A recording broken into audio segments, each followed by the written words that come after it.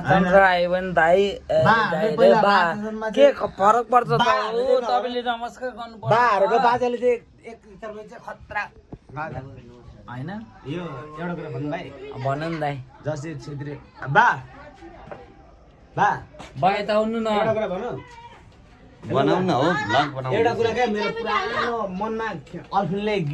गाएर राखेको कुरा र सुनेको कुरा र मैले बुझेको कुरा होइन एउटा कुरा भनौँ यो कास्टकै बारेमा हो फेरि नरिजाउनु फेरि कहिले रिसाउँदैन जात हुँदैन जात धर्म हुँदैन छोरी मान्छे मात्रै हो बा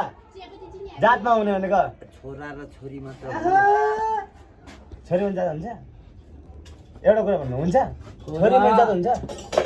जब छोरा मान्छेमा पहिलाको अनि मात्रै उसको नागत जात बस्छ उसको थर ठेगाना उसको ठाउँ यो पुरानो हाम्रो चाहिँ भाषाले गर्दा मात्र हो कि छैन हो ए बाबा अहिले युगमा अहिलेको युगमा गयो भने अहिलेको युगमा तपाईँ के थरी म थरी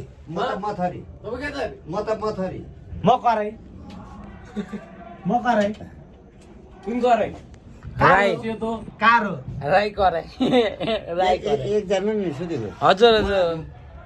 ए मलाई बनाउनु छ मलाई पहिला होइन सुदीप के भयो त सुदीप भाइ भन्नु न तपाईँ पहिला आफ्नो कुरा इसमे सुन्नु बा सीमित त गर्नु न तपाईँले एउटा कुरा भनौँ नरिजाउने मैले चाहिँ सुनेको कुरा हो नि त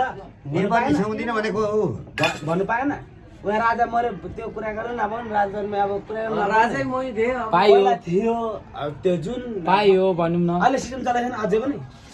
तपाईँको बाबुबाजे घरमा छिरान्त काम दिँदा के भन्दो रहेछ जाति यो कुरा चाहिँ म स्पष्ट भन्छु है हजुर हजुर भन्नु न नढाडिनु बच्छु छैन ल भन्नु तपाईँले भने जस्तै हजुर हजुर तपाईँको हामी इन्टरनेट हुन्छ अझै पनि एकछिन कतिपय कुरा मलाई होइन चुला ल्याउँदैन